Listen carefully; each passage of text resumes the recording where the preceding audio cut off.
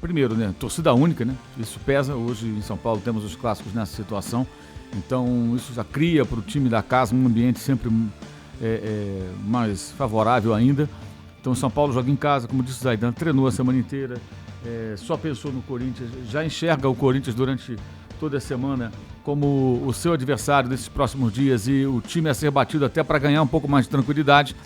E o Corinthians, evidentemente, vem de um papelão, né? Porque por mais que eu possa entender que para preparar o time como pretende o Thiago Nunes é preciso tempo, que o tempo não foi o ideal, 36 dias para eliminar o Guarani do Paraguai, acho que dava, né? E foi eliminado por um time pequeno, pela segunda vez. São 4 eliminações do Corinthians em Itaquera, gente, na Libertadores. 4. O Corinthians tem 14 eliminações na história em Libertadores, né, das suas 15 participações, ganhou uma vez. Nesse século, frequenta a competição, nunca passou das oitavas de final, exceto no ano do título invicto, 2012, e já foi eliminado 2 vezes pelo Guarani do Paraguai, como já foi 2 pelo Boca, 2 pelo River, quer dizer, seja 2 vezes eliminado pelo Boca ou pelo River, dá para entender. Agora, 2 vezes pelo Guarani do Paraguai, ambas em casa, dessa vez de novo, assim, é um papelão. Isso é carregado para o campo no sábado, você vai carregar todo esse peso. Eu não posso perder de novo, eu sou eliminado por um time pequeno, agora eu vou perder para um dos meus maiores rivais. São Paulo acho que joga mais leve e se for bem e tiver inteligência no jogo, pode tirar proveito desse momento do Corinthians, que é um momento já um tanto quanto delicado. Momento delicado não significa que tem que mandar o técnico embora, não é nada disso. Mas o ambiente fica pesado, a cobrança é grande, a torcida já fica incomodada, especialmente porque o corintiano vai olhar para a fase de grupos da Libertadores, vai ver seus 3 rivais participando e ele fora, né? Além de alguns rivais de outros estados que também estarão presentes, como o Grêmio, o Flamengo, o Atlético Paranaense e possivelmente o Inter.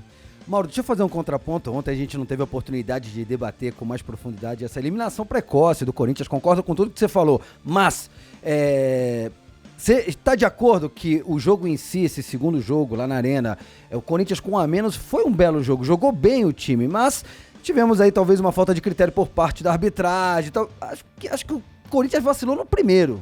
Então, o confronto se faz em 2 jogos. O Corinthians fez um jogo no Paraguai que não conseguiu fazer um gol. Um ponto interessante é que o Guarani abriu o placar cedo em Assunção e se defendeu porque sabia que 1-0 para ele era muito valioso. Ele não podia se expor para tomar um gol em casa. Eu tenho que levar uma vantagem mínima que seja, mas não posso tomar gol aqui. Porque lá eu vou tomar gol. E se eu tomar 2, eu tenho que fazer 1. E foi exatamente o que aconteceu. Tomou 2, mas fez um. E aí conseguiu sustentar o resultado. E a expulsão do Pedrinho, aí é culpa do Pedrinho, né? O Pedrinho foi precipitado. A gente pode até discutir se é rigoroso ou não, mas é assim. Levanta o pé na cabeça, hoje eles dão cartão. Amarelo, 2 amarelos. Eu acho que o Pedrinho, o que aconteceu? Ele passou de um jogador que era até discutido na temporada passada, uma boa atuação, outra nem tanto. Onde joga o Pedrinho? Pela ponta, pelo meio, tem que ser reserva, titular. Isso no time do ano passado, que era um time que não era lá essas coisas, né?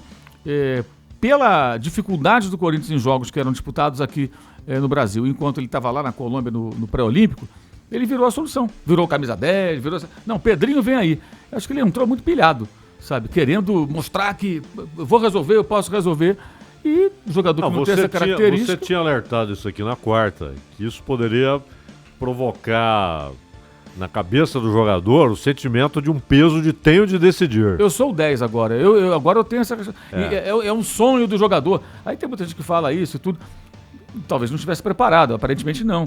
Então, a expulsão dele é na conta dele, na conta do Corinthians. Aí passa agora 2 jogos contra o Guarani.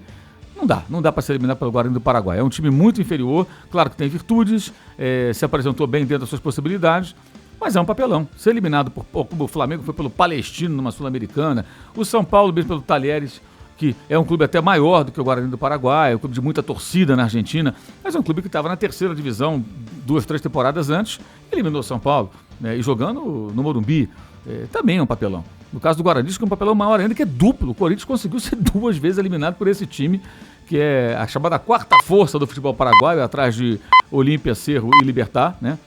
Os 3 se classificaram para as oitavas de final da Libertadores. E o agravante, essa Libertadores, toda quarta-feira de Libertadores agora, o Corinthians vai descansar.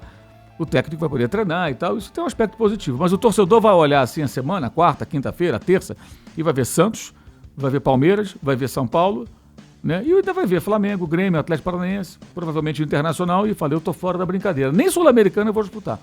Isso é um peso. Agora, não adianta agora arrancar os cabelos. Acho que agora, mais do que nunca, o Thiago vai ter que seguir o trabalho. Mas se perde amanhã para o São Paulo, é claro que isso, como para o São Paulo também, se ressuscita, entre aspas, o rival, o Fernando Diniz. Então o jogo amanhã é um jogo muito importante para o andamento da temporada. Eu acho mais importante para o Fernando Diniz do que para o... isso sem dúvida. Até por situação de tabela.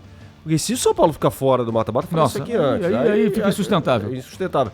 E eu repito aqui o que eu falei no dia do jogo, né? Vocês vão discordar de mim, tudo bem. Mas se fosse o Thiago Nunes, teria começado o Pedrinho, sim. Tendo o Pedrinho à disposição, teria começado com ele. Não, eu também. Eu também. Agora, mas é que tá aquele limite entre os dois raciocínios, né? Ou seja, o time não estava jogando nada. Então, ele deveria mesmo colocar o Pedrinho, para ver se melhorava. Isso é uma coisa. Entrou mal pra caramba. Então, isso é uma coisa. Outra coisa é o discurso que pode levar o jogador a imaginar, falar, pô, eu tenho de entrar e decidir, porque tá todo mundo exigindo do técnico a minha escalação, né? Isso pode influenciar a maneira como o jogador entra em campo pilhado excessivamente. Mas se o jogador quer ser grande e decisivo, ele tem de assumir certas responsabilidades. Claro, mas o fato dele ter tomado 2 cartões evitáveis, principalmente o primeiro. O primeiro, né? O primeiro. Ele escorregou. Não, mas foi de jogo. Os 2 cartões foram muito bem aplicados. Aliás, os 3 antes dos 15 minutos, o do Cantilho, o do Camacho e o do Pedrinho foram muito bem aplicados. É a regra. Agora, é isso que precisa ficar claro. Uma coisa é você falar assim, o Pedrinho deve jogar. Se eu vou escalar o Corinthians pro clássico de amanhã, eu escalo o Pedrinho. Pra mim, ele é titular do Corinthians, né? Com as opções que ele tem hoje. Concordo. Agora, outra coisa é muitas vezes um discurso que leva à ideia de que a solução voltou lá da Colômbia. Mas esse discurso, Zaidan, primeiro, não acredito que tenha vindo internamente.